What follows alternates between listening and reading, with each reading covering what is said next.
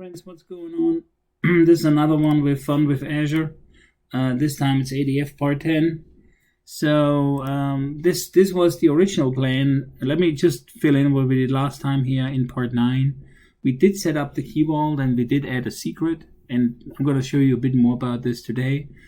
And then I'm gonna briefly show you some review connections. This is still work in progress, so I need to get back to this. But what I want to actually do also spend some time explore the monitoring further, because there's quite a bit to do in that section, and I want to do that first.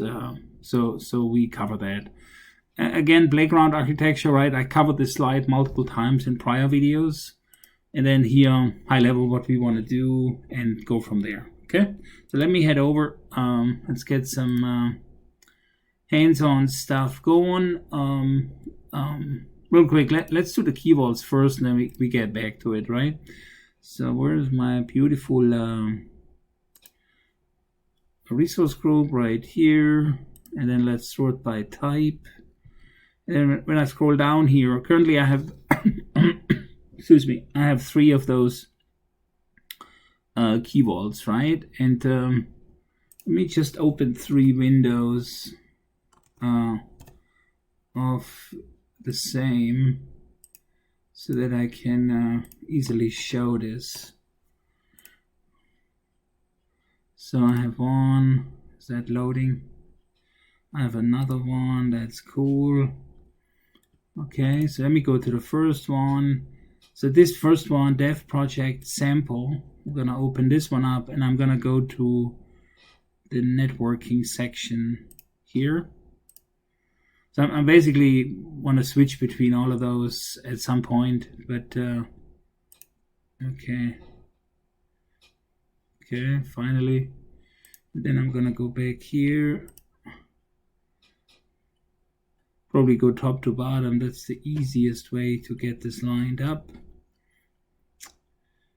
Okay, and you know, my naming isn't the best, so that's definitely something that could be improved. But let me see, why is that? That's the key vault. Yeah, that's good. And then networking. Okay, and then again, same game. I just want to make him kind of presentable at the same time, right? So because I did configure them differently. And we can play with this. So networking. Okay, so now I have all 3 key vaults that I have deployed into that resource group. All of them are standard key vaults, so there's nothing different regarding that. The setup features are all the same, including, you know, on the first page there, all the retention and the soft delete, and that's all the same. Where they differ though is so this one here is public, all network access, and I don't have a private endpoint for dev project name sample, and there's a T missing. Then I have here this one. There's actually a private endpoint, right? But you notice I still have all networks, right? So this is not yet completely private, right? So when you use this, and we're gonna see this, the connection is actually working, but it's not a private connection, because we have to disable the private connectivity. Sorry, the public connectivity first, because we don't want to have connectivity going through the internet, right? And then this one here that doesn't have a private endpoint, right? And you can see here there's nothing configured, but we have selected networks, and we have a VNet, a subnet in a VNet. For that, and we do have whitelisted IPs. So because we do have the whitelisted IPs, for those IPs, they still don't need to be on that selected network to be able to reach that. That's the way to read this, right? So I think that's an important one, because you don't want to create a private endpoint and think now we're private and still have it configured like this, right? Where you have a private endpoint here, it's approved and everything, but it's basically not disabled in terms of the private access, right? So what I would need to be doing here, and see here, it actually says this key vault has associated private endpoints by allowing access from all networks. The security provided by private end will not be satisfied, right? So traffic from public networks can access this resource. This is not recommended for private applications or environments, right? And then there's a link, you can read more on that. So what is it that we need to do here? We would need to do switch this to selected networks and hit that save button. So this is where the challenge comes in. My current subscription does not allow me to do this, because if I needed basically I'm already logged out here, right? So I would need to have a machine that I can connect to via my Azure account to make that change, besides the machine that I'm working on, right? But my organization does not allow this, so I can't really modify those changes or make those changes here. But no big deal. We'll come back to this. I'm already planning on using another subscription at some point. But this is kind of where I'm at with this. Let me go over here, and then you see here I added those three into the mix, right? Of the data factory, right? And then down here I use those, right? And here you can already see now, obviously none of these is private yet, right? Because like I said, I haven't configured them all the way through. But I think it's even helpful for you to show you it in that kind of fashion. So here I'm using the connection string method. Here's no key vault involved at all, right? So that's not considered a practice that should be applied. And then here I'm basically using the key vault, and you can see here by using it. Okay, I linked service Azure Key Vault 1. So this is Key Vault 1. I'm still using Key Vault 1 here, right? And then you can, with test connection, obviously, this is all about are we able from Data Factory to get to the key vault and retrieve the CNAME string, right? And apparently we are.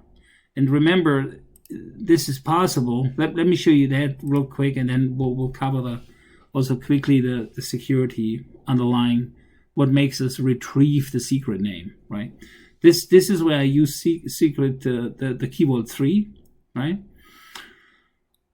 CIP string, the secret name, right? And this is the one that has the private endpoint, but I have yet not configured this in a sense that I disabled public access, right? That would be the next step to make this a more secure connection, right? Okay, so that's that. And there's also always encrypted as another security option. I would still need to do this, but if I hit test connection, obviously it's successful, because remember, this is basically, let me see, key vault 3. I think it's the one with the private endpoint, so it's not that one.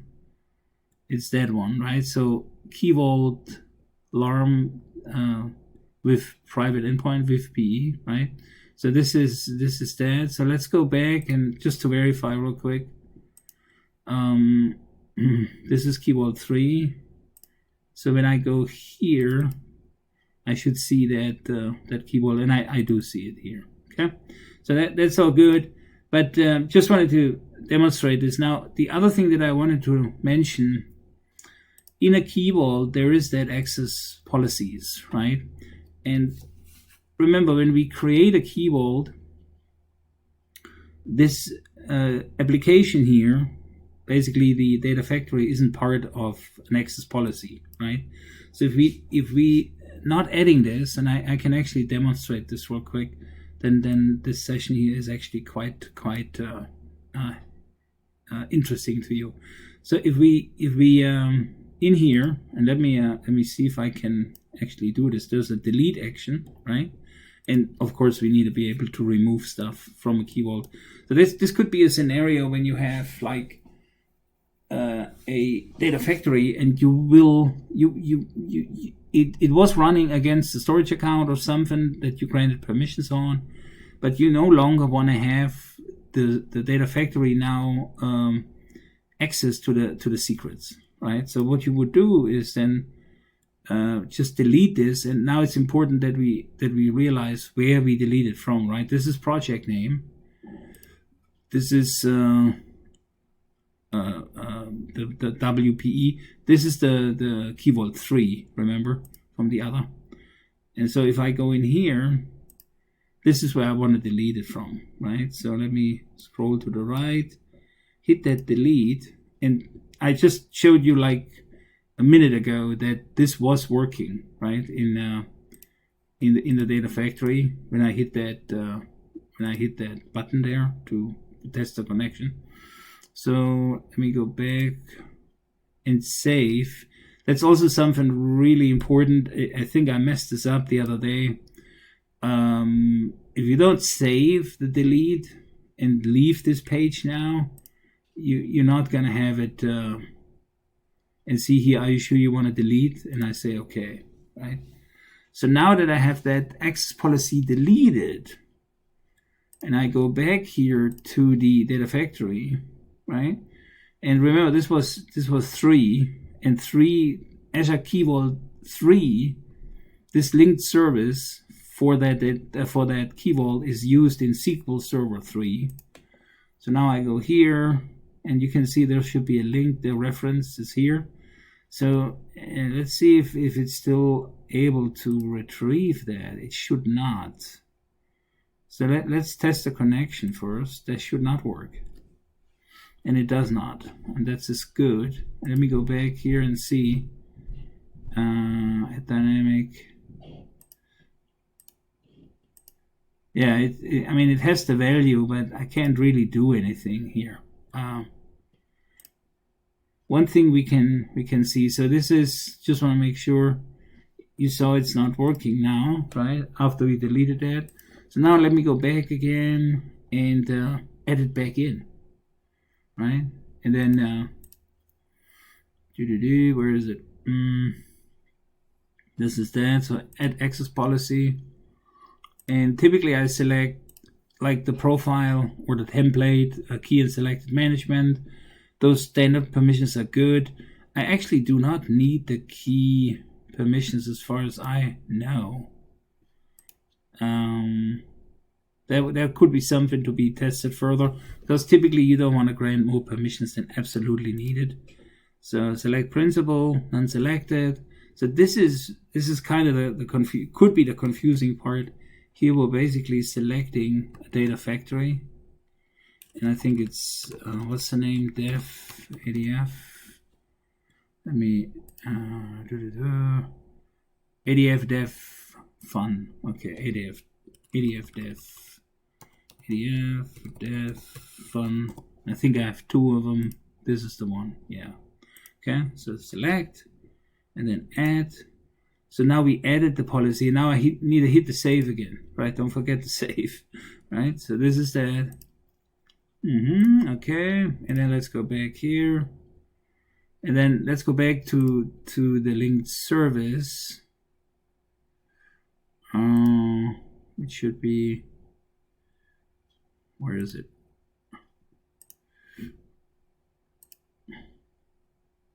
Should be here somewhere. Here we go. And then this one, so we changed this one, we added it back, the policy. So now that error that we had earlier should disappear, and this should work again.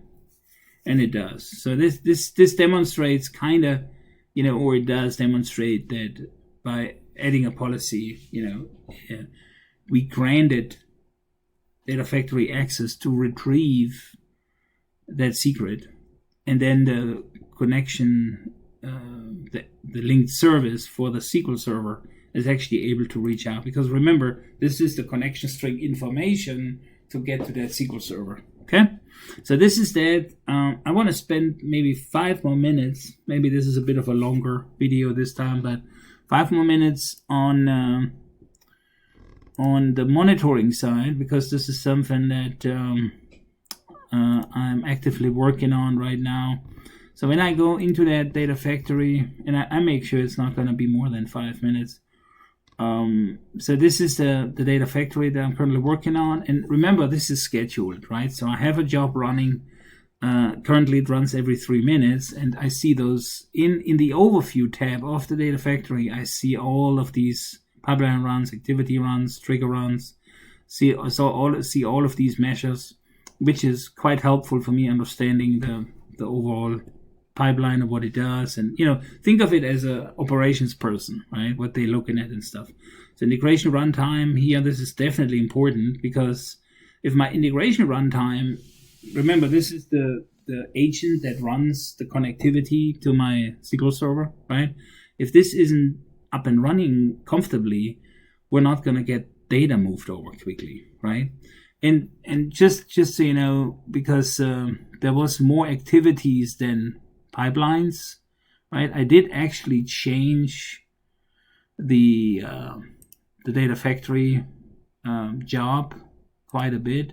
Let me go back and show you real quick the actual pipeline. So this is what I have now.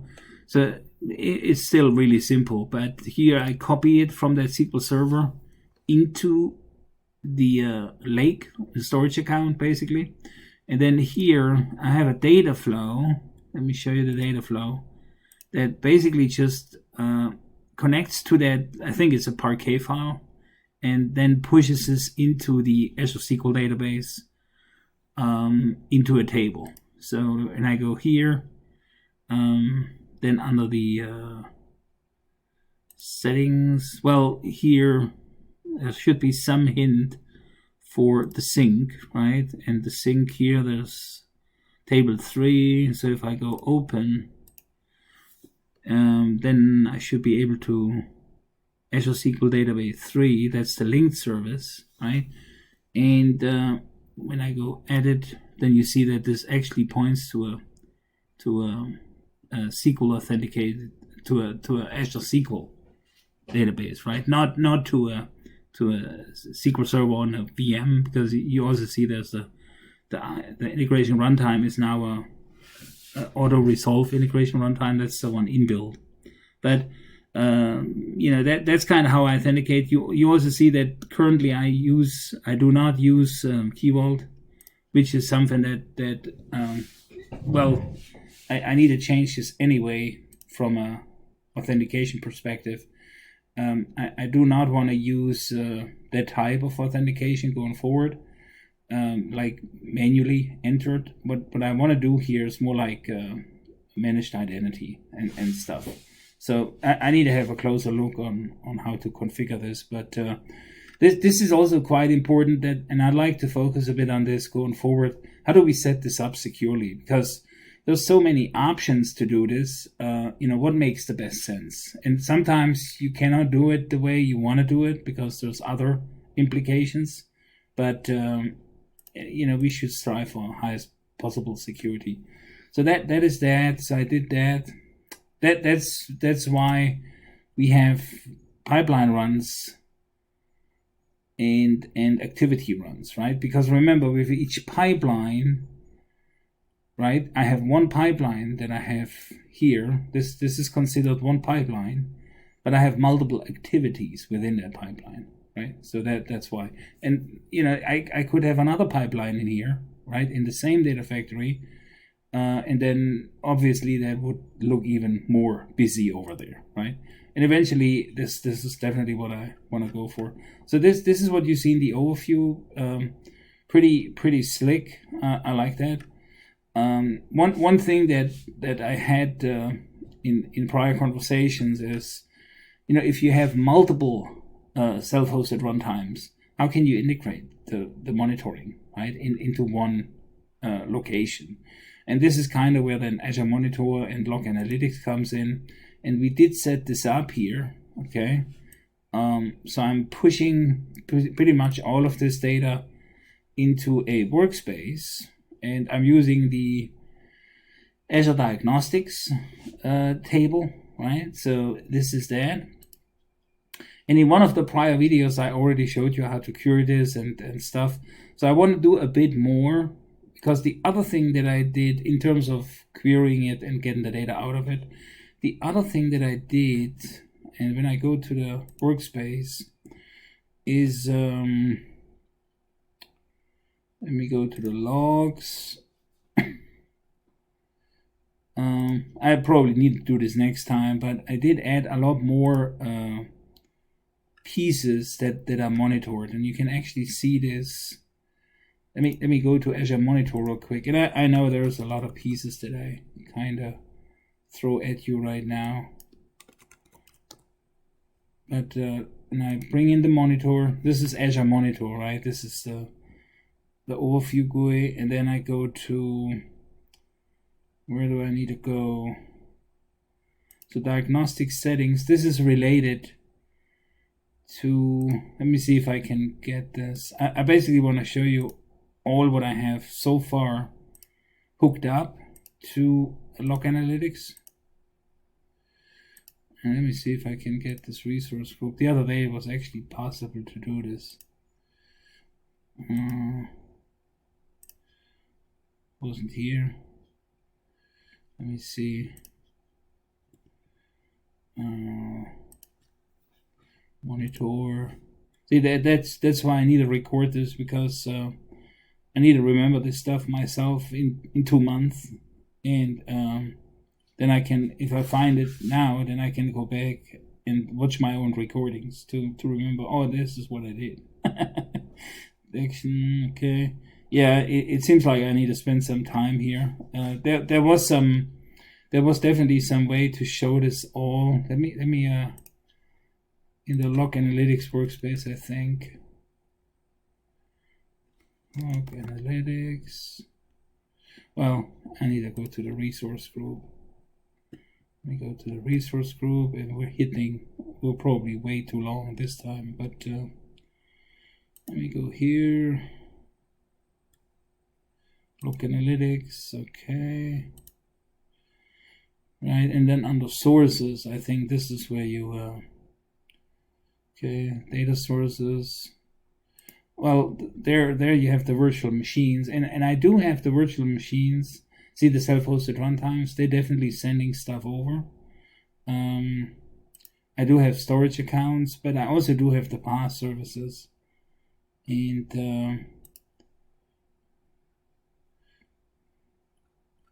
they are listed somewhere.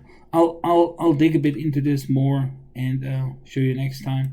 So this is definitely good. And anyway, so I basically want to make pretty much all of these artifacts within that resource group monitorable, so to speak, right? And I also did there's one more thing that I want to quickly show you.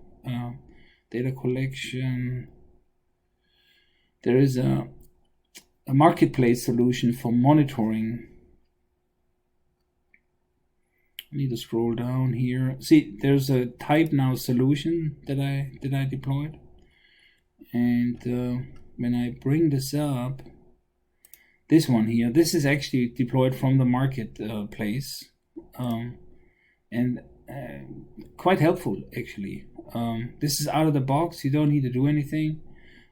It uses all the information that the log provides to give you this. Now, when you look at it this way, there isn't a whole lot, but I clicked on it here,